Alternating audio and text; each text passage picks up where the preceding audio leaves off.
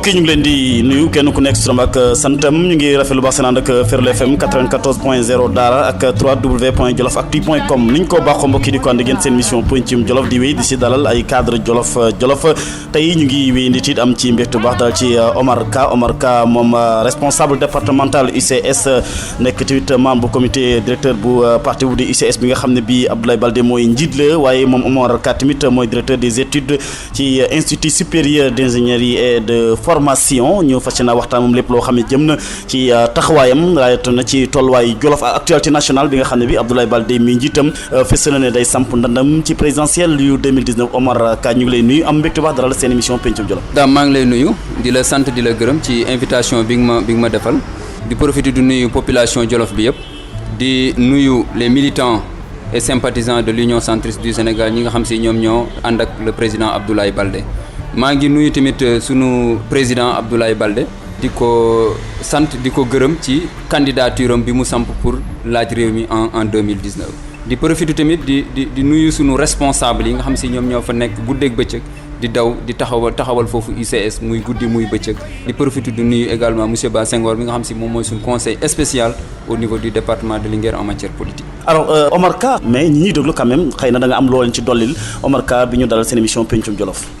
waaw man Jolof laa dëkk Daara donc sama cosaan mooy Busoobe sama papa foofu la fekk baax muy Mbisaan Ali Moore ma koy nuyu au passage moom mooy nekk le président des handicapés du département de Linguère foofu laa fekk baax biir Jolof samay maam fa lañ bokk man boo ma déggee sax nga xam ne je suis un pur produit du Jolof mu nekk une fierté pour ñun ñëpp fu ñu mën a nekk ci àdduna tamit wax dëgg yàlla moom rek lañ am moom rek la ñuy gis. justement Omar ci wàllu jaar-jaar ci njàng xam naa ne moom mënuñoo lim lépp mais li ci gën a am solo muy ndombal tànk li nga xam ne li tey moom nga nekkee nii moom wax naa la ko mooy directeur des études ci institut supérieur d'ingénierie et de formation alors l'école boobu ak directeur des études lan mooy liggéeyam lan mooy taxawaayam. dafa bokk ci institut supérieur privé yi nga xam si ñoom ñoo nekk tey Sénégal. gis nga tey état bi day jël ay étudiants yoo xam ne si bu ñu leen mënul orienter biir université ñu orienter leen dans les instituts supérieurs d'ingénierie et de formation parce que jàpp nañ ne école yooyu ñoo remplacer tey université. école boobu lay wax nga ko ni ñuy orienté mais tey lan la mën a jural li nga xam ne mooy réew mi rawatina lu jëm ci li nga xam ne moom mooy mbirum ingénierie mbirum formation boobu. parce que daam il faut que ñu xam benn affaire gis nga nit lépp lu mu nekk tey rek formation moo ko def parce que ñun bu ñuy juddu peut-être xamuñu dara lépp lu am ci ñun tey rek dañ ko def ci ñun. donc di sant waajur yi nga xam ne si amoon nañ xalaat jël ñu yóbbu ñu jàngi. oui alors justement Omar Ka tey ji wàllu politique ak wàllu développement la ñuy waxtaanee parce que ñaari bànqaas la yoo xam ne kenn mënu koo xaajale ci département bu Linguère rawatina mais bu dee wàllu politique teel nga ci dugg lool daanaka 1998 nga dugg ci parti démocrate sénégalais. alors tey ji nga nekkoon libéral tey ji nga nekk centriste xaw ma nag diggante libéralisme ak mbirum centrisme lan moo ko wutalee mais d'abord PDS loolu la ci dugal. en 98 maa ngi doog a am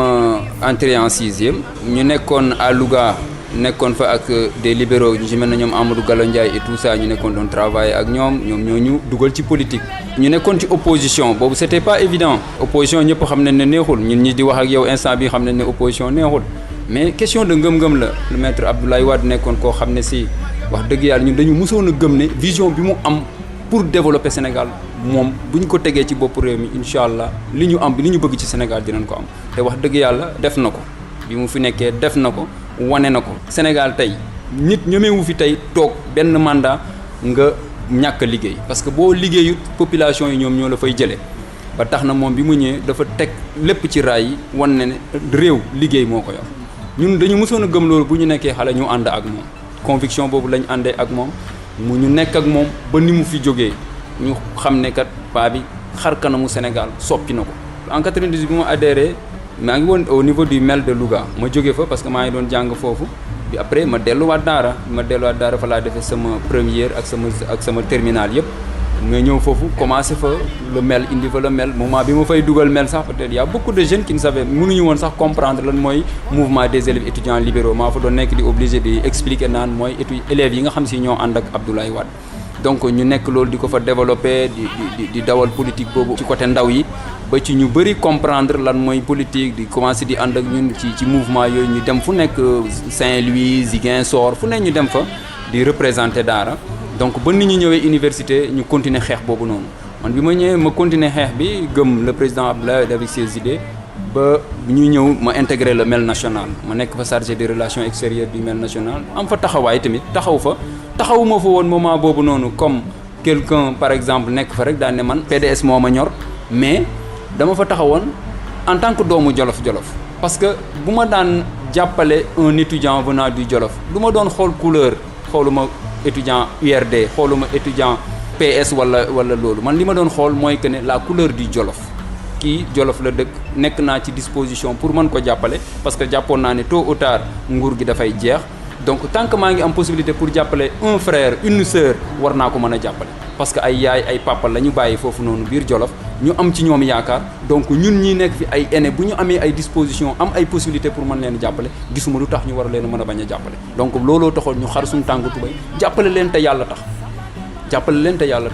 tey même certes tey am na ñoo xam ne si tey moment boobu noonu ils étaient avec moi nekkoon nañ dans le MEL et tout tey maa ngi leen di gis ci yeneen bànqaas politique ñi ngi ay APR la majeure partie sax man tey pour ma gis sax un étudiant libéral sax foofu noonu dans le département luy jafe lay nekk. oui justement loolu sax la jëla bu boobaa Omar fekkee ne mën nañ koo jàppee noonu ni ngi leen xiirtaloon daanaka yow yaa leen nandal ci li nga xam ne mooy mbirum libéralisme jaaree ko ci MEL mouvement des élèves étudiants libéraux alors tey jii daanaka même bu ñu nekkutul sax ci MEL li gën a garaaw mooy ne amul sax xëy na koy toog bay waxtaanee wàllu MEL ak xëy na taxawaay bi mu amoon ak lim la defal ci wàllu politique bu boobaa ça te fait mal.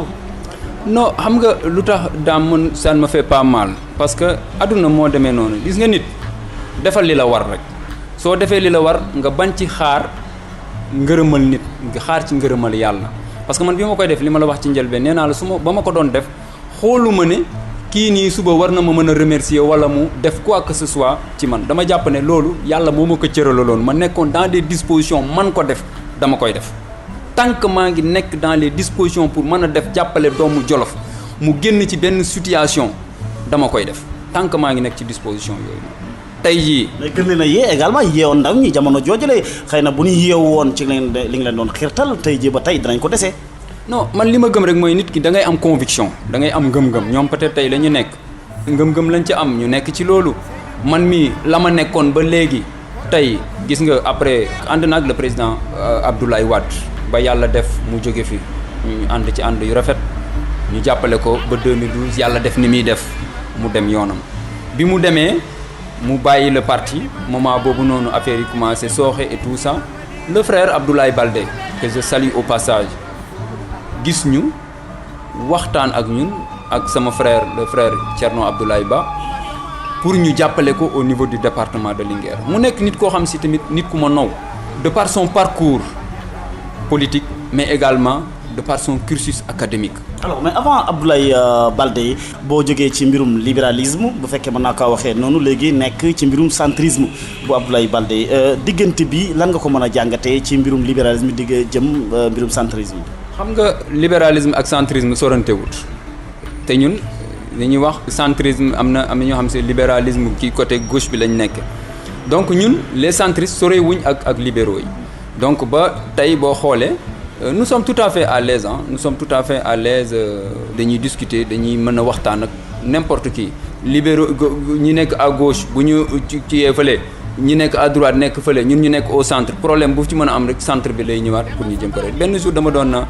tooñ le président Abdoulaye Baldé ma ne ko président mu ne waaw ma ne ko boo xoolee depuis 2012 ba léegi gars yi ñi ngi naan la yow nekkoo ci opposition demoo ci pouvoir ma ne ko vous êtes un vrai centriste parce que centriste gisuñu ko ci biir pouvoir gisuñu ko ci opposition waaye yaa ngi toujours ci centre bi lépp lu ci fële xoo tamit ci yow lay mujj yow parce que yaa nekk ci centre bi. ndax waxut mbirum centrisme par rapport ak fi mu dëkk ci Ziguinchor ci fi mu toll ci réew mi wala da koo jàppee neneen ci langue politique yi xëy na nekkeewul ci wàll yëpp mu nekk ci digg bi. non centrisme c'est la politique de l'équilibre tey dañu gis ne Sénégal dafa sutante boo xoolee Sénégal bopp kese la am amul yaram. le centriste ñëw mu ni moom dafa bëgg a réparer inégalité yooyu noonu déséquilibre boobu noonu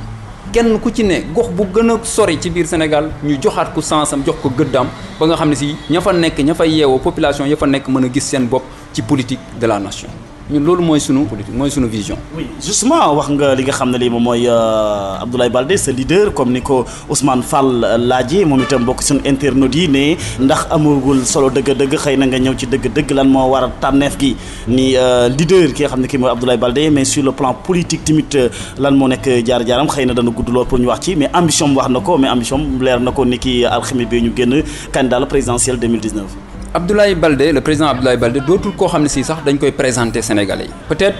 xam nañ ko nii mais dafa doon baax tamit ñu wax jaar-jaaram xam nga boo nekkee koo xam ne si à l'âge de 25 ans ñu jëlee la ENA bu Paris indi le Sénégal Abdou Diouf moo ko def yóbbu ko à la présidence de la République def ko chargé de mission Abdou Diouf bi muy dem daf ne président Abdoulaye Wade bu la neexee de sama administration nga dàq ñëpp waaye le jeune là le président kii Abdoulaye Baldé su ma sañoon nga garder ko parce que xale bu xam administration la te yow yéen da ngeen di doog a ñëw war na la mën a jàppale ci administration te ci balaa loolu c'est un jeune commissaire de police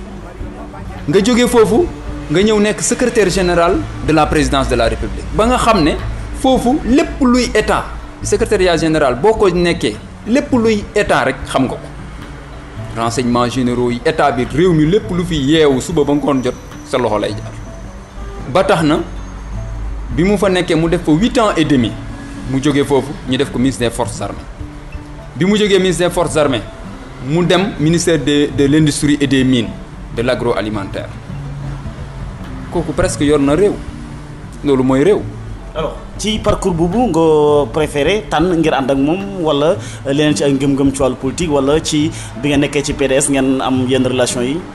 bu ñu nekkee ci PDS yàlla dafa def ne. pratiquement c'est le seul ministre de Abdoulaye Wade boo xam si musuma toog ak moom dans le parti démocratique sénégalais rencontré naa ministre Abdoulaye Wade yëpp sauf moom mais bi président Wade demee ñu war a tànn les frères libéraux yi nga xam si ñoom génn nañ pour ber seen daara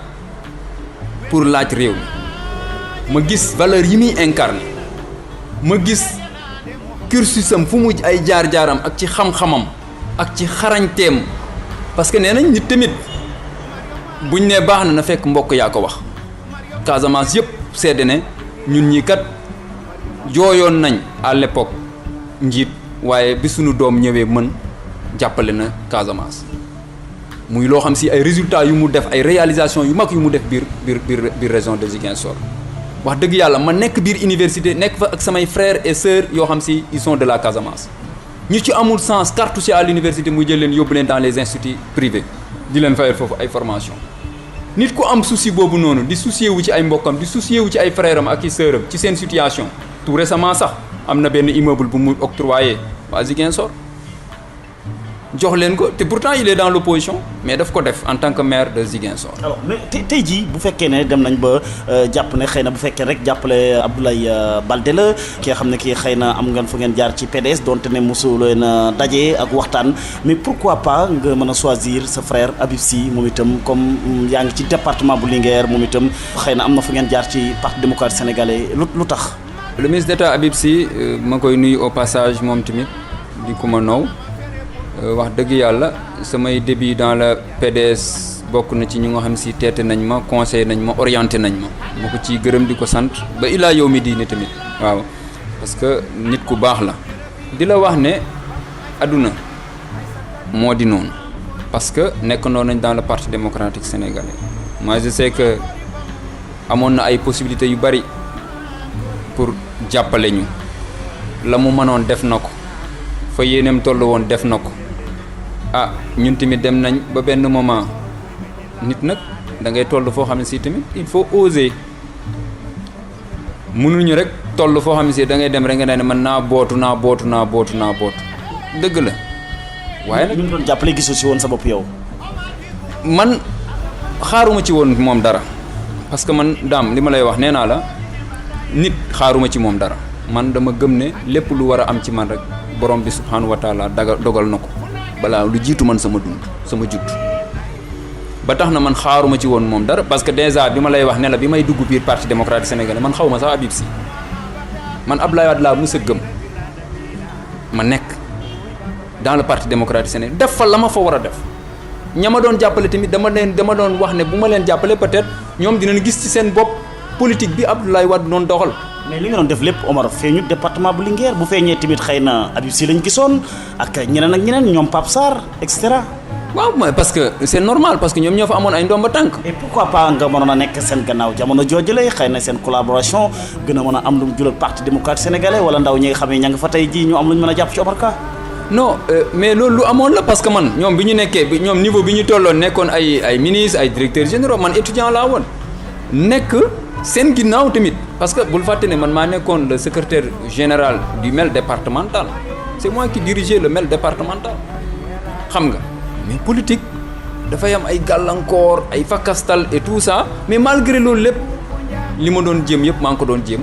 di def di jàppale le parti démocratique sénégalais à ma manière li ma doon def mooy dem fexe lijjanti ay bourses jox ko samay frères et sœurs di Jolof fexe jàppale samay études samay mbokk yi nga xam si jógee nañ Jolof amuñu fu ñu loger ma def tout pour université ñu am fu ñu loger ku amul orientation ma jàppale lu ñu defe naa ne moment boobu niveau boobu laa tolloon te def naa ko ba ma ko war a defee def naa ko ba ma ko comment dirais-je na ma ko war a defee. sans l'aide de Habib Sy wala keneen ci responsable PDS yi dans le département de Linguère. waaw bon Habib daan na jàppale gars yi ci affaire de bourse parce que man ñëw naa foofu sollicité ko ci affaire de bourse mu wax dëgg yàlla mu boole ma ak Ousseynou Goumbala à l'époque mu nekkoon directeur des bourses mu am ay étudiants jolof-jolof yoo xam si wax dëgg yàlla jàppale woon na leen ci ay bourses doon na def tamit ay dons de ticket de temps en temps mu koy jàppale waa Jolof vraiment moom tamit mi ngi doon jàpp na ci vraiment li mu waroon def yëpp mi ngi ko doon def. alors kon tey booy comparer régime bi nga xam ne moo fi nekkoon bu parti démocratique sénégalais ak bu président Macky Sall étudiants yi Jolof yi ci wàllu taxawaay ni ñu leen waroon taxawoo dëgg-dëgg ci université moo xam bu Ndakaaru Saint-Louis wala Thiès ak ba Ziguinchor Bambey loolu lépp ndax gis nga ne taxawaay bi nga xam ne amoon ngeen seen wet tey jii autorité vraiment yu nekk si nguur gi am nañ ko ci wetu étudiants yi. très sincèrement daam man gisuma loolu gis nga booy wut incompétence. ba nga agsi ci nguur gi fi nekk jàppal booy wut ñàkk vision ba nga agsi ci gouvernement bi fi nekk jàppal dama ne la étudiants yi yow nit vision lay am parce que étudiant il faut nga dund ak moom nga dund université nga xam les réalités de l'université pour nga mën a xam noo koy jàppale. mais tey daa ngeen def mais Aly Ngouille Ndiaye Tine mi ngi def monsieur le ministre de l'intérieur Barki Dembo Ndiaye jox na daanaka lu ay millions yu bëri mboolem ñi nga xam ne am nañu ay kuréelu étudiants nekk ci département de Linguère da ngeen def lu ko ëpp. daam ñun def nañ lu ko ëpp joxe nañ sax ay bourses à l'étranger ay étudiants jóge fi dem à l'étranger jàngi jël périodiquement di def ay dons de ticket à chaque moment étudiants yi di ci gis seen bopp loolu lépp dañ ko daan def. très bien alors mbokk yéen a ngi seen émission pencum Jolof ci Ferlo FM ak www.jolofactu.com ñaan di ceeko Omar Ka responsable départemental UCS ci département bu Linguère membre comité directeur bu UCS waaye tamit nekk directeur des études de l'Institut supérieur d'ingénierie et de formation alors ñu dem local Omar Ka ci département bu Linguère ci Jolof alors Jolof gis ngeen ne ba ngeen ànd ak Abdoulaye Baldé ba tey yéen a ngi ci def ngeen élection législative yi donte ne xëy na la ngeen am ne ay baat bëriwul alors ngeen def seen tournée ni ngeen ko defee tey ban bilan nga mën a tirer ci li nga xam ne li moom mooy élection législative yu ngeen def ak li ngeen ci jëlee ci département bu Linguère. daam foofu bëggoon naa d'abord nga may ma rek ma sant gërëm ñi nga xam ne si ci élection législative yi taxawu nañ ñu jàppale ñu nañ ñu war a jàppale vraiment benn moment demoon naa ba sax jaaxle ne man mosuma woon a xam ne am na nit ñu amee ci ñun ni cofeel élection législative yi ñu génn dañu dem engagé wu demuñu ci coalition parti yi fa nekkoon yëpp ay coalition lañ demee mais UCS rek moo fa nekkoon parti boo xam ne si peut-être ak PUR ba fa nekkoon ñoo fa nekkoon ñoo xam si amuñu woon foofu coalition ci biir département Linguère ba tax na résultat bañ fa am dañ ko am au nom de l'UCS certes nekkuñu parti au pouvoir mooy jafe woon na trop parce que benn oto lañ yoroon ñu dem gox yi nga xam ne si peut-être jote woon nañ ko. gars yi di leen tooñ ak seen benn oto ba waa UCS nga ne ak seen benn oto bi. waaw mais loo gis rek wàññi boo gis rek ci benn lay commencer parce que ñi fa nekk nii tey ñëpp am na ñoo xam si sax doon nañ fa dawal ay sareet ki moto ba tey boo leen gisee ñi ngi yor ay cortège ak i 4x4 donc loo gis rek ndànk-ndànk la àdduna xëy rek sotti mu nekkoon suñu première expérience sur le terrain ñu am ci njàngat bu bari ba tey suñ ci doon def bilan bu fekkoon amoon nañ beneen gis-gis bu njëkk yaakaaroon ne mbir yi noonu lay yombe tey defe naa ne amaat nañ beneen toogaay. alors mais campagne de dénigrement bi nga xam ne bi xëy na ñi nga xam ne ñoo fare ci nguur gi doon nañ ko def xëy na jàpp ne waa Jolof xëy na bu ñu leen voteelee tamit ña ngay sànni seen i xob ndax Abdoulaye Baldé lañ koy woteel loolu lépp ngeen waroon def communication boo xam ne bi askan danañu gën a bëri xel lan moo leen soxal dëgg-dëgg Abdoulaye Baldé ngeen ànd ak waaye Abdoulaye Baldé yéen la samp dans le département de Linguère askan wi xëy na bu ñu ko amoon danañ am beneen taxawaay ba ngeen am yeneen juréef. waaw lu xam nga loolu campagne d'intoxication boobu man je les comprends. mais ñaata voix tey ngeen am ak ñi nga xam ne xëy na bëggoon nañ leen a woteeluñ leen yan jafe-jafe lañ leen wax ne moo tax Omar woteeluñ ICS te pourtant bëggoon nañ leen a woteel. waaw xam nga Jolof dafa nekk loo xam ne dëkk boo xam ne nit ki lu mu ànd ak yow te ñëwoo ci moom déplacé wu ñëw ba ci moom wax ko say mëbët dafay jafe trop pour mu jàppale la te am na ñeneen ñoo xam si parti au pouvoir ils ont les moyens mën nañ dem fii ba yang mën nañ dem fu nekk pour dem fekk nit ñooñu wax ak ñoom. te Jolof dafa nekk nit ko xam dafa am kóllëre boo ñëwee ci moom saafonte ak moom toog ci biir néegam waxtaan ak moom loolu rek dina am lu muy def ci moom dëgg yàlla ñu ci bëri ci loolu la ñuy sukkandiku daane ñun kat gisuñu leen ñii leen gis moo tax ñu jàppale leen mais ñun xam naa ne ñi amoon yéene pour jàppale ñu ci élection législative yi wax dëgg yàlla macha allah bëri ñun parce que bi ñuy commencé élection yi ñun jàppoon nañu sax dañuy gagné élection yi jàppoon nañu dañuy tiitaloon nañ nguur gi ñoom gars yi ñi nekkoon foofu tiitoon nañ de ñoom Aly Ngouille Ndiaye ñoom Samba Ndiobène ñoom ñëpp a jaxasoo woon ñoom ñëpp a jaxasoo woon def nañ fu ne ay médiation di daw gauche droite dawal taal fa seen oto yi guddeeg bëccëg tiitaloon nañ leen ñun imaginer ñun 10 millions yu mat suñ ko amoon biir Jolof ñoom dara du leen doy donc ñun parce que Jolof lañ dëkk am fa suñuy waajur am fa suñuy xarit am fa suñuy lépp fa la nekk. mais Omar est-ce que tey Abdoulaye Baldé xëy na dafa amutoon yaakaar ci yéen na da ngeen am lu ngeen ko indil département bu Linguère wala yéen ñi nga xam ne mooy yow muy Thierno Abdoulaye da ngeen a jëlagut seen i matukaay wala tollugoo leen ci vraiment mën a taxaw wax dara askanu Jolof ma leen a gëm. Dame man damay sant le président Abdoulaye Baldé parce que jàpp naa ne élection législative yi ñu génn ñun de ay xale lañ de yaakaar bi mu am ci ñun jàpp naa ne. bëriwul ci ñu mu ko amoon ci législative yi. ñaata la leen jox par exemple pour campagne. non mais loolu du ma ci dellusi loolu du ma ci wax peut-être loolu suñu biir la mais. jàpp naa jox na leen benn oto. jàpp naa ne jox nañu ay moyens yi nga xam ne si bëggoon na ñu dem biir département Linguère. naka la analyser résultats yi ngeen jëlee département Linguère moom Abdoulaye Baldé ba ngeen na koy ñun kat président Baldé résultats yi lañ am. mais il était fier parce que c'était pas évident ay xale yoo xam ne si ay étudiants. dem foofu noonu te gars yi waxal nañ ko moom da doon jot écho yi foofu noonu ñu sonale woon foofu gars yi au début di gars yi di wax sa boy yi nangam dugg na fii génn na fii parce que président Baldé xam na ñun ñooy ñan mënoon na ñëw ne danaa fa jël ay magum jëmm ma investir leen foofu nangam mais ñun la jël ñun la yaakaar ñun la jël. mu teg ñu fa. alors même est-ce que mën doon ñëw xettali leen ci xeex bi jàppale leen ne serait-ce que def benn tournée dans le département de Linguère bu boobaa xëy na ñu ne Omar Kam mii kat Thierno mii kat wax dëgg yàlla seen njaatige ki ñuy jàppale ci wàllu politique gëm na leen ndax moo ñëw fi tey. président Baldé xaarul élection législative yi rek mu ñëw fa njëkk na fa ñëw waa Jolof gis ko xam ko. mu dellu si waat fa élection législative yi ñëw na fa peut-être jaar na fa rek jàll mais tournée bu mu waroon def noonu biir dans le département peut-être jotam mayewu ko woon parce que dafa waroon def les 45 départements. parce que dafay xam ne foofu gën dafa mën a am dara ñoom Aly Ngouille ña ngi fa ñoom Samba Ndiobène ñoom maître ña ngi fa keneen ak ñeneen ak ña ngi fa xëy na terrain boobu la mu fa yàqee temps mu dem xooli feneen peut-être. non c'est-à-dire xam nga nit doo ko jox bopp rocc làmmiñ le président Baldé dafa amoon ci ñun confiance am ci ñun yaakaar mënoon na fa sax bañ a jaar. mënoon na fa sax bañ a jaar te terewul yaakaar ba mu am ci ñun daf ko am parce que ku jël xam la sa lépp mu ne la man de malgré tout man yéen laa gëm yéen laay investir wax dëgg yàlla kooku gàcce ngaalam. oui justement xam naa dinañ ñëw Omar Ka ndax waxtu yu ñu cër la mi ngi daw ci internautes yi ñoom itam laaj yi nga xam ne laaj nañ ko Omar Sakho bokk na si ñi nga xam ne ñoom ñoo njëkk a laaj gannaaw ba mu gisee ne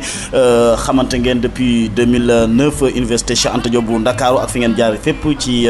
jokko beek ak ki nga xam ne ki mooy Victor Sadio Diouf alors mais tey jii emploi des jeunes la jàpp ne am nañ politiciens yu bëri ay cadre jolof yu bëri yoo xam ne jaar nañ ci gouvernement bi mais daanaka jolof fa mu nekkoon nga nekkaat soqul ba tey ban gis-gis nga ci am bon wax na ne ndax tamit taxaw nga pour dem mbaa da ngay xel ñaar pour dem APR loolu moom xëy na laata Abdoulaye Baldé di fësal candidature am la mais tey jii emploi des jeunes ak yan responsabilité nga yaakaar mën nga koo jël sa propre initiative vraiment pour wane ne département bu Linguère am nga fa cër lii mooy sa programme. Dame pour vous dire gis nga ci côté emploi des jeunes man li ma gëm d'abord mooy la formation gis nga nit wax naa ko ci njëlbeen si sama njëlbeenu wax nit doo leen tant que amoo formation bi ñuy xaar ci yow balaa ngay wax waxi emploi dëgg la tey boo demee Jolof am na catégorie yu bëri yu nekk foofu noonu différentes catégories yoo xam si tey mën nañ leen a proposer ay formation ci côté bu ne muy formation technique professionnelle mooy ñi nga xam si dañu nekk ci mbiru mécanique ñi nga xam si dañu nekk ci mbiru menuiserie ñooñu ñëpp am nañ seen i formation ñeneen ñi nga xam si étudiants yi nga xam si sama mbokk étudiants yi nga xam si dem nañ ba université ñu carte si amuñu sens man de je suis directeur des études dans un institut de formation bépp doomu Jolof-Jolof bu ci déplacé wu ñëw wax ma sa problème lépp lu ma ci mën dinaa ko def et je profite de l'occasion pour te dire que ne je mets à leur disposition plus de 500 bourses de formation bépp doomu Jolof bu nga xam ne si amul sens continuer université man su ñëwee sama école dinaa ko accueillir foofu keneen ku nga xam ne si tamit am na bac ren bu ñëwee tamit la ma ca war danaa ko def.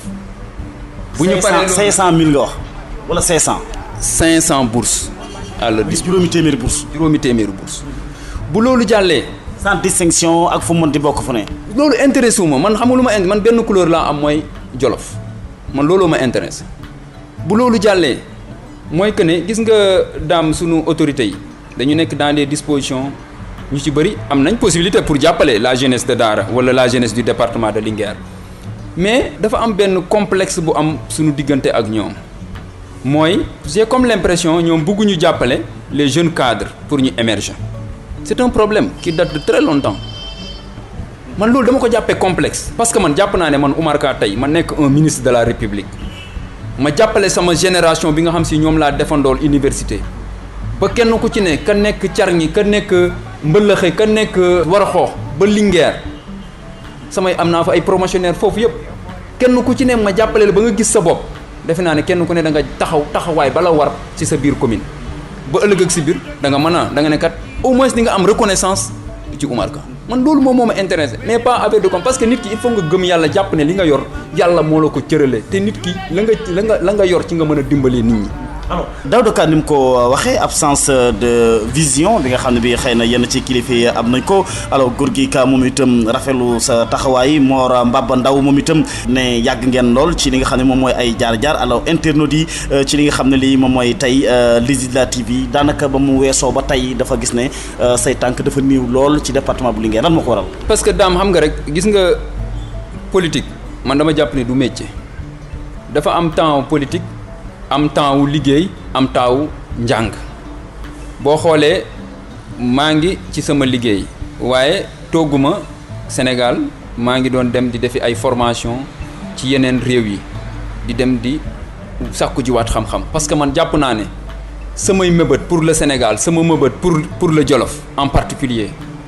xam-xam rek moo ma ci mën a jàppale pour ma mën a def li ma sama yéene bi ma am Jolof parce que ñun dafa am benn mission boo xam ne si man sama bopp laay wax dafa am mission boo xam ne si sama papa muy Mbisaan Alima daf ma ko dénk daf ne ma Oumar dama la yóbbu école waxuma la rek pour nga dem nga jàngi nga mën a jënd saako ceeb dama la yóbbu nga jàngi pour que nga sauver sa askan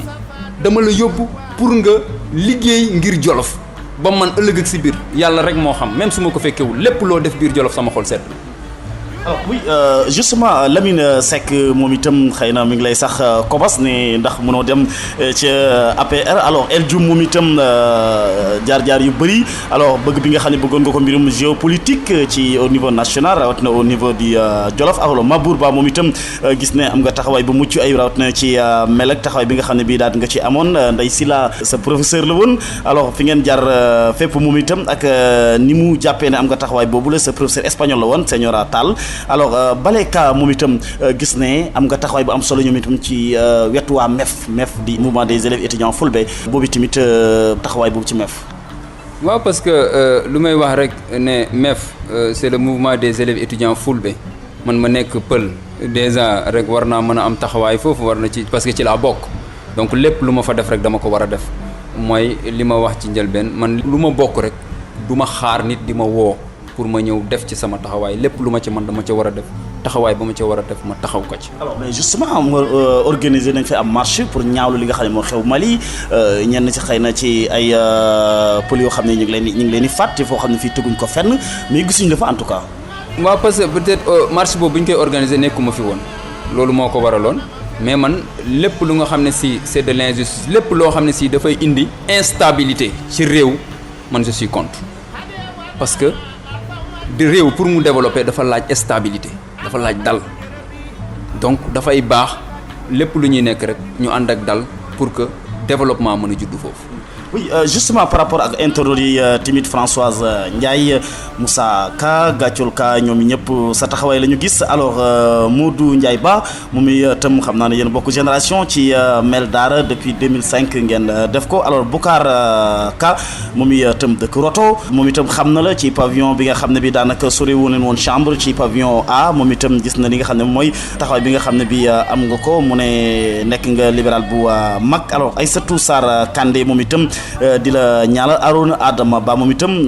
dëkk Daara alors tey jii question yi nga xam ne moom laaj na ko mooy sa taxawaay ak lan nga nar présidentielle yu 2019 bi nga xam ne bi surtout au niveau local jamono bi nga xam ne bi Abdoulaye Baldé déclaré na candidature am. bi Abdoulaye Baldé déclaré candidature am ñun suñu taxawaay mooy suñu taxawaay bi ñu jógee ci législative yi te bu ñu mës a gëm lu ñu mës a gëm ñun le président Abdoulaye Baldé mooy nit koo xam si musul tergiversé peut-être nit ñi dëkkal nañ ko fu nekk depuis 2012 day dem du dem day dem mi ngi APR jox nañ ko fi sax poste conseil économique et social mais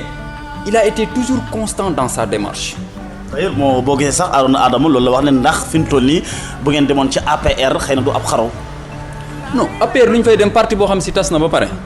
wuti wuñ fa yaa ko tas. non parti boo xam si tas na parce que gis nga tey jii dafa nekk parti boo xam si dañuy jàpp otage ci Sénégal. dañu jàpp otage parti boo xam si dem ne moom rek moo war a exister ana Karim Wade ñu ne la du fi nekkee candidat du fii ma fi nekk man ana Khalifa Sall ñu ne la du fi nekk actuellement ñu ngi accélérer dossier pour jëm ko condamner parce que fii ak décembre bu ñu ko tëjul day mën a nekk candidat fi mu toll nii ñu ngi def tout pour que pour ñu def pour ñu condamner ko balaa boobu mais ñu nekk ci réew mu mel noonu ñu nekk ci ay scandale yoo xam ne si teguñu ko fenn amul affaire de maa tey léegi nga ni yow ñooñu prétendre nañ am deuxième mandat. mais deuxième mandat ñoom moom ci seen bopp sax bu ñuy nelaw sax xam nañ ne deuxième mandat mënuñu ko fi am. ci premier tour d'ailleurs. waaw nga ne loolu mooy nax sa bopp xam nga loolu mooy nax sa bopp. alors mais xëy na laata may ñëw ci local bu parce que xam naa question bu yaatu la parce que bëgg naa ñu ñëw ci li nga xam ne moom mooy taxawaay bi nga xam ne fas ngeen ko am biir Daara alors Layel Wade moom itam gis na taxawaay bi nga xam ne bi am nga ko dans le département de Linguère Alphonse Gomis Ibrahima Ndiaye alors moom itam xëy na ñëw na ci lépp loo xam ne jëm na ci say ambition dans le Jolof alors ICS Kébémer moom itam ñëw na ci taxawaay bi nga xam ne bi am nga ko Assane Ka moom itam ci étudiants yi nga xam ne yu bëri yoo xam ne jàpp nga leen dans le département de Linguère alors Amadou Ba moom mi ngi lay fàttali Omar Mel mi nga xam ne noonu daanaka doon lañ la daa dàkkantele Thierno Oumou Ba mi nga xam ne moom itam Thierno Abdoulaye yi nga xam ne yéen a bokk alors moom itam gis na taxawaay bi nga xam ne bi am nga ko Roqi Ndiaye moom itam di la ñaanal alors au niveau local 2019 tey di ci département bu Linguère rawatina biir Daara bi nga xam ne ci commune boobu nga nekk 2014 am na noo xam ne lii taxawoon ngeen tuuti rek mais xam naa dana wuuteeg loolu 2019 Omar. dina wutee ak 2019 parce que ñun déjà dañu investir sur le terrain te ñu jàpp ne changement bi war a am Jolof ñun ñoo ko war a changer keneen du jóge ci biti di ñëw di ñu changer suñu Daara wala di ñu changer le Jolof le département de Linguère li ñu gëm ci lañ nekk conviction boobu ci la ñuy dee te ci lañ sax que wax ne le 2019 dafa nekk d'abord dañuy dem élection présidentielle du yomb ñi fi nekk dinañ jéem a def forcing dinañ def lu ne danañ ko def hold up dinañ ko def lu ne dinañ ko def mais moo wax leneen du jàll parce que ñoom lépp lu mu leen jaral rek ñun jaral nañu lu ko ëpp moo tax ma ne la du nekk terrain boo xam si day yomb. alors du yomb par rapport ak tey di li nga xam ne lii moom mooy seen vision dans le Jolof rawatina ci commune bu Daara parce que Omar Ka doo n'importe qui également gis nañ ay cadres yoo xam ni taxaw nañ ay mouvement ñii ñi ngi ci social bi ñii ñi ngi ci formation bi mais Omar Ka UCS gisuñ ko ci loolu lépp ndax bu boobaa it boo taxawee tey di wax duñ naan xëy na waxi boole puy de la rek. damay profiter ci occasion bi rek di féliciter di encourager le frère Idrissa Samb ñoom ñi nga xam si ñoo nekk ci mouvement Ndam parce que dem autant pour moi gis naa taxawaay bi ñu taxaw foofu et que loolu mooy taxawaay bi war en tant que doomu Jolof en tant que doomu Daara man dama gëm ne lépp lu ñu defalul Daara du keneen mooy ñëw defal ñu ko foofu donc di profiter ci occasion bi di leen encourager di leen xamal ne yoon bi foofu la vision bi ñu am gis nga Daara daam dama ko wax ma ni la depuis 90 la ñu érigé Daara en commune soo xoolee Daara tey dañ ko étouffé Daara tey amatu yow mënatoo am benn possibilité tey dafa benn infrastructure boo demul biir commune bu Thiamène découpage administratif bi loolu tey dafa war a nekk loo xam si tey dañ ko war a plaider ci wetu gouvernement bi Daara découpage bi dañ ko war a xoolaat administrativement dañ ko war a xoolaat bu loolu jàllee tey jii nga yor municipalité bu mel ne Daara tey jàpp naa ne depuis 90 ba léegi Daara fi mu toll nay waroon na ko weesu ak économiquement Daara fi mu toll parce que amul benn politique de décentralisation ci côté coopération décentralisée Daara tey kan mooy partenaire am dañuy am maire mu toog foofu noonu il se contente tout simplement à signer mais tey ban maire nga gis tey muy def ay démarches di dem bitim réew di signer ay partenariat indi ay projet biir Daara permettre à la jeunesse de Daara ñu pour ñu mën a am emploi yi nga doon wax nii ñu créer ay emploi loolu y a des possibilités tey boo fi jógee nga dem bitim réew nga dem créer foofu mais Dakar capitale Dakar bi moo ëpp budget terewul dafay am ay partenaires. alors Momar Ndiaye Mawa Ndiaye n'est pas à la hauteur. non je ne veux même pas personnaliser mais dama la ne. parce que il est le maire bu ñuy wax commune bu Daara. mais dafa manqué vision bi moo manqué xam nga rek nekk maire Daara yomb na. mais li ñuy xaar ci yow mooy taxawaay ba nga war a taxaw parce que à Daara y a des jeunes yoo xam si amuñu emploi ñooñu tey boo demee nga créer ay partenariat ñu ñëw indil la ay usines fii nii au niveau de la commune de Daara ñooñu dinañ ci mën a jëfandiku ñu jàpp ci comme ni nga xam si ni ñu defee kii bi fële serrage bi ni ñu ko defaree foofu am na ñoo xam si ñu ngi fay dem di suturlaw tey boo fexee nga dem nga créer ay partenariat à l'étranger ñu ñëw foofu y a des ñu indi la foofu ay usines de transformation laitière et tout ça jeunesse bi dinañ ci mën a gis seen bopp. et pourquoi pas nga def proposition bi xëy na du ma jàpp ne da ngaa ñëw ba ci émission Pencum Jolof rek di ko wax parce que mënuma jàpp te xëy na maire xëy na def nga proposition bi wala dem nga waxtaan ak moom même bu fekkee tamit jiituwoo mairie ba nekkoo ci conseil municipal ba mais doomu Jolof nga cadre nga fa ci li nga xam ne moom mooy biir Daara pourquoi pas nga dem def proposition bi démarche ay partenaires wala da nga bëgg a jël rek léegi nekk na opposant nga donc da ngay critiquer à distance. non critiquement à distance parce que man yéene bu rafet laa ci mosoon a am parce que bokkoon naa ci ñi nga xam ne si 2009 ñu jàppale woon le maire Mawa Ndiaye pour mu nekk maire Daara ba muy doog a fallu tamit maire def naa démarche yooyu boole ko ak moom sax jotoon nañu sax rencontré benn partenaire. te yaa ko yóbbu woon. maa ko yóbbu woon. muy ban partenaire par exemple. partenaire benn kii mooy gars yi nekk dolli ma pour ñu ñëw créer ay usines de transformation foofu noonu au niveau de la commune de Daara. mais amul suivi foofu la yem. le gars parfois il m'appelle c'est un franco-sénégalais daf may woo des fois mu ne ma waa mais vous là votre maire là et cetera ma ne ko non xam nga am na loo xam si tamit mënoo samay pouvoir àggul foofu parce que c'est lui le maire moom la population bi fal moom mooy doxal et cetera et cetera. ouverture am dafa des donc. bon xaw ma parce que man émission depuis moment yooyu amatuñ yenn rapprochement yi ba ma xam affaire yi nu muy doxee des fois ma ñëw Daara gis ko mais dama koy gis en tant que père ñu waxtaan et puis foofu la yem. mais fi nga ko doon xaar dëgg-dëgg vraiment ci en matière de gestion ci ni mu war a doxalee commune bu Daara gisoo ko. des na parce que gis nga Daara li ñu fa war a defar dafa bari Daara li ñu fa war a defar dafa bari gis nga bi muy doog a ñëw toog tey ji y a des terres qui ont été lapidées. Daara tey da ngay ñëw suuf yëpp joxe nan ko da ngay gis benn nit mu ñëw mu ne la maa moom parcelle nangam maa moom parcelle nangam nga dem ci marché yi mu ne la maa moom cantine nangam maa moom cantine nangam mais lu tax nit ñi amuñu osé taxaw ñu laaj leen ñooñu noonu loolu fan lañ ko teg ak fan lañ ko jëlee. da nga yaakaar yow du yoon. du yoon mais du yoon alalu askan wi la. mais ndax gëstu nga exactement xam naka lañ amee terrain yooyu. non c'est-à-dire xam nga ñun xam nañ mbiru domaine nu muy demee parce que kenn nit rek amoo droit am. 5 kër wala ñaari kër wala ñetti kër ñun xam nañ nu muy demee lu mu bon jàng nan donc am na yoo xam si sax peut-être doo ko mën a wax. kon daal scandale nga jàppee foncier bi foofu. mais c'est du n'importe quoi tey daara tey boo bëggee tey doo bëgg man ñun ñii tey les jeunes là tey ku ci bëgg kër boo demul caamin duñ la doo am kër wala nga dem ko teen nga génnee sa poos nga jënd foofu benn kër bu ñuy jaay ci biir daara mais loolu amatu fa. alors naka nga ko fas yéene xeexee wala yéen waa ICS naka ngeen ko fas yéene xeexee ba askan wi vraiment li ñu moom ñu jox leen ko wala xibaar yi ñu war a mën a am ñu mën koo jot. dafa nekk loo xam si tey population daara ñoom ñoo war a xam exactement li ñu moom ñoom ñoo ko war a xoolaat parce que daara sunu daara la bu baaxee ñun la baaxal bu bonee ñun la bonal donc kon on a intérêt à ñu xoolaat bu baax a baax li nga xam si moom moo ñu boole mooy sunu biir dëkk boobu noonu muy Daara Jolof. alors Daara gis nga suuf si ni nga xam ne li moom nga jàppee ne mbir mi war nañ koo seetaat ci doxalin wi alors beneen doxalin nga yaakaar ne tamit war nañ ko mën a doxalee tey ba commune bi war a mën a soqali ko vraiment. bëri na gis nga daam li ma la wax rek mooy économiquement Daara amul lenn lu muy envier yeneen communes yi nekk biir région de Louga amul lenn lu mu leen di envier. mais lii c'est le même discours hein ku ma mën di dalal ci vraiment ci émission bi loolu la wax mais ban voie la ñu war a mën a suivre par rapport ak potentialité yi nga xam ne am na dans la commune de Daara ñu fexe ba suqali ko mu jëriñ askanu Daara. gis nga loolu laa doon wax léegi ci samay kàddu dama ne la gis nga tey jii mën nga am xaalis nga def ko sa poos nga yor ko nii mais su des fois da nga toog nga hésiter nga ne man de su ma amoon lii dinaa def lii loolu mooy ñàkk vision ñun dama ne la ña fa nekk tey sax di xëccoo mairie Daara. kenn mënu la cee wax ne man su ma jëlee mairie Daara lii laay def ak lii laay def te loolu c'est une erreur population bi waruñu topp ñooñu noonu ànd ak ñoom ci dynamique boobu rek sans pour autant sax ñu comprendre ñoom ñii bu ñu jëlee dëkk bi fan lañ jëm ak moom. tey jii Daara dafa laaj yenn infrastructure yu nga xam ne si tey de dernière génération ñu ngi wax PUDC boo ko déggee tey peut-être ci biir àll bi la mais biir commune bu Daara est-ce que gis nga fa PUDC amu fa.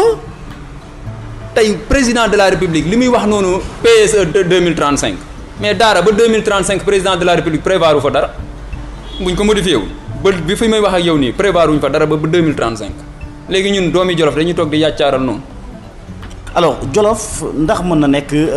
région wala bokk nga ci ñi nga xam ne gëm nañu li nga xam ne moom mooy xeex boobu pour ñu mu mën a nekk. lu mën a nekk la daam parce que ñun boo xoolee depuis boo interroger l'histoire politique du Sénégal depuis 1960 ba léegi nous avons manqué aucun rendez-vous gouvernemental taxawaay ba sunu autorités yi waroon a taxaw est-ce que taxaw nañ ko tey Kédougou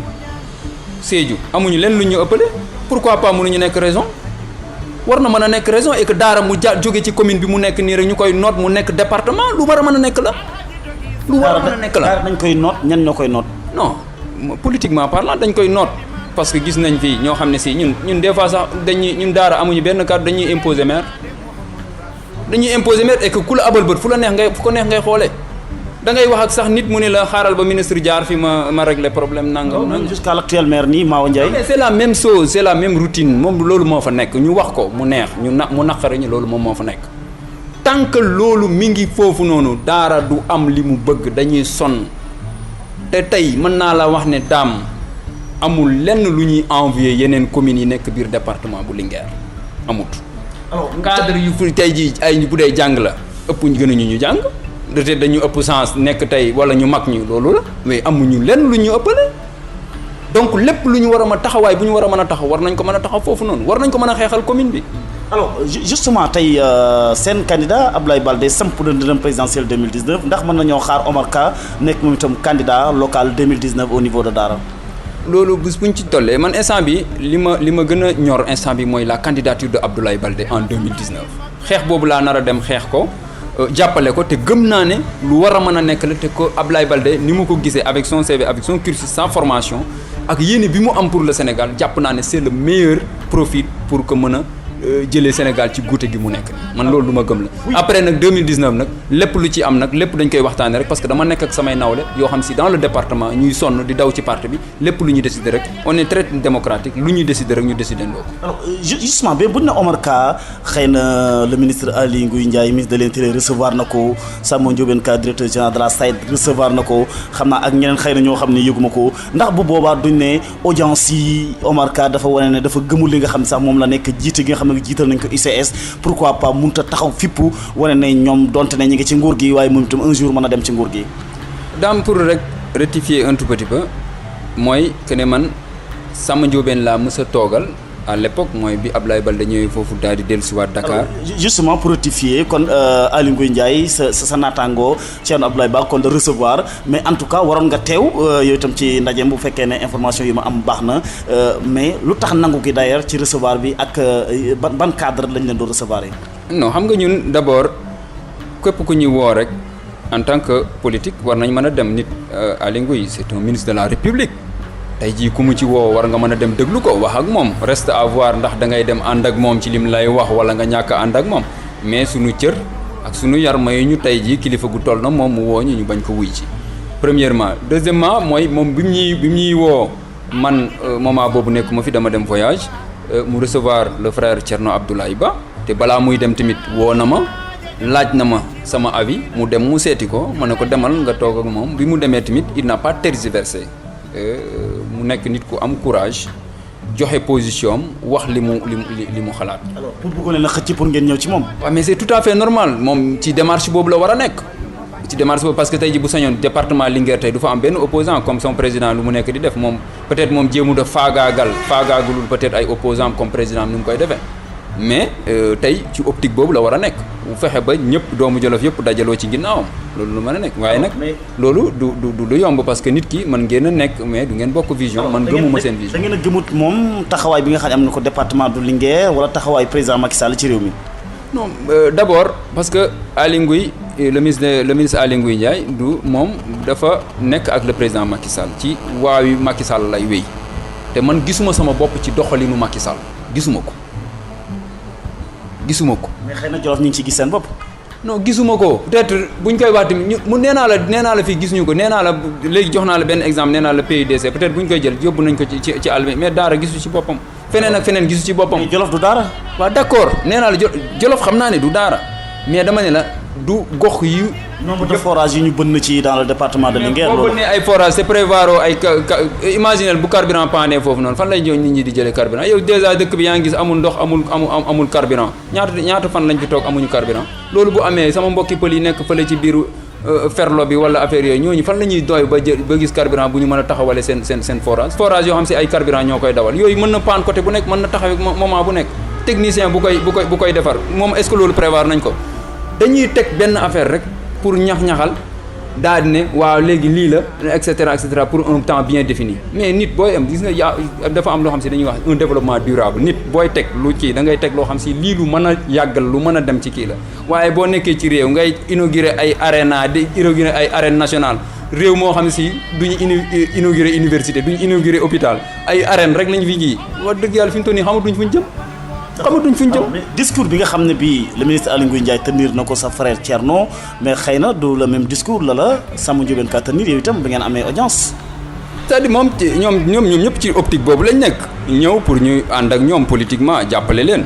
ñoom ci optique boobu lañ nekk mais man dama nekk nit koo xam si wax dëgg yàlla man dama am lu ma gëm ñoom dañu nekk ci lu ñu gëm am lu ñu gëm ba nekk ci lu ñu nekk tey man tamit ma am lu ma gëm jàpp ne ñoom la ñuy def biir Jolof tey man su ma ñëwee war naa mën a def lu ko ëpp te lu ma gëm la te lu war a mën a nekk la man loolu laa gëm donc maa ngi leen di ñaanal ñu continuer ci seen i kii parce que en quelque sorte ñoom dañuy def suñu fierté parce que tey ñi ngi ci gouvernement bi ñoom ñoo fa représenté tey Jolof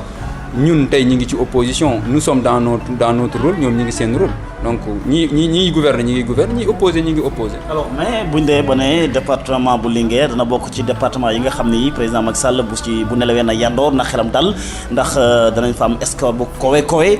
li koy mandargal mooy li nga xam ne mooy référendum bi ñu fi jàll mooy législative yi fi jaar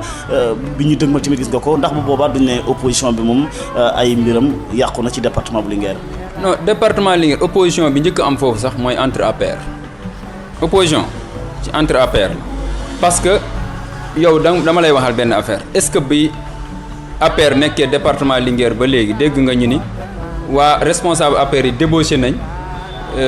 nañ un grand responsable bu nekk UCS wala PDS wala beneen parti de réew mi indi nañ ko biir APR diw jóge na ci maître Ka dem na ci Samba Ndiobène jóge na ci Samba Ndiobène dem na ci Aly Ngouille Ndiaye c'est toujours entre eux loolu rek moom moo fa am seen débauché yi ñuy débauché yëpp loolu la jóge naa tey ci maître Ka dem naa ci Samba Ndiobène jóge naa ci Samba Ndiobène dem naa ci dem naa ci Aly Ngouille. dañuy tourner rek dañuy wër seen biir tourner rek seen biir amul massification donc et puis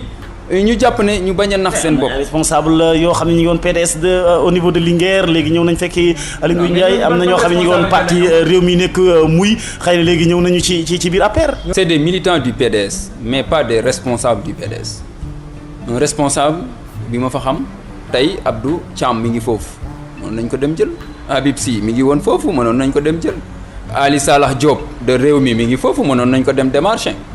un Oumar Ka de l'UCS mënoon nañ ko un Thierno Ba mënoon nañ dem ñu démarcher ko mais ñoom jóge naa ci Samba Ndiobène dem naa ci Maître Ka jóge naa ci Maître Ka dem naa ci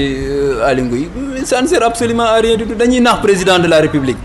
dañ koy nax li ñu war a def mooy massification te ñun ci loolu la ñu nekk. mais score bi saa su ñuy gën a yokk en tout cas département de Linguère xaw ma ndax lan. da ngay xoolaat législative yi c'est différent élection yu weesu woon ngay wax mais boobu ba léegi gis nga mi ngi wàññi législative yi dafa wàcc te bu ñu demee 2019 day gën a wàccaat te man sama souhait mooy ñu perdre ko te on fera tout pour que population bi ñu xam ne le président Macky Sall il n'a pas la vision pour un Sénégal meilleur. très bien ñu gërëm la bàyyi la nga tàggoo ñu doon déglu Omar Ka. daam di la sant di la gërëm di rafetlu jotaay bi di la wax ne tamit balaa may tëj di la wax ne am naa benn projet pour les élèves de Daara parce que ñi ngi préparer avec benn ONG boo xam ne si ñoom dañu bëgg a baaxee les élèves benn bibliothèque numérique boo xam ne si il y a plus de 1 million de livres yoo xam si mën nañ ko di consulter livres yi ñu imaginer ci monde bi ak ay yoo xam si dafa am ay langue chinoise portugais lépp a ngi ci yoo xam si ñoom dañuy connecté nekk ci kii bi rek bu ñu leen ko installé rek ñoom dañu mën a am possibilité di consulter lépp lu ñu bëgg rek ci livre yooyu yëpp dañ koy mën a am fekk doo xam si du livre yoo xam si manuel yu ñuy yor nii. loolu kañ la c'est numérique. maa ngi ci tëji waxtaan ak ñiy yor affaire bi donc incha allah du yàgg dara ñu jéem ko ñu sottal ko. avant ou après 2019. non avant 2019 bëgg nañ ko réaliser parce que maa ngi ciy discuter ak le gars incha allah bu sottee rek balaa rentrée prochaine incha allah xale yi dinañ ko mën a jëriñoo. ñu koy gërëm mbokk yi di ko sant bu baax mu nekkoon seen émission Pencum Jolof ak Oumar Ka responsable départemental ICS nekk membre comité directeur bu ICS bu Abdoulaye Baldé nekk moom Oumar Ka directeur des études ci institut supérieur d'ingénierie et de formation ñu gërëm ko sant ko baax ci wuy si seen émission Pencum Jolof Dame Ndiaye mu nekkoon ci kaddu gi ñi ngi gërëm mboolem ñi ñu doon déglu ci Ferlo FM ci biir Jolof ñi ñu doon déglu ci ñetti www.jolofactu.com ci biti réew ba ci réew mi yëpp ñu ngi leen di gërëm di leen sant di leen jox dox daje beneen gaaw ak beneen gan jàmm hakki hande jango do no wi tati funage hirnage woy worgo do no wi nay julen waktuji joyni dewen Allah o jomo bajo gallo to ko muhabata alhamdulillahi rabbil alamin oy baba bayde baba yede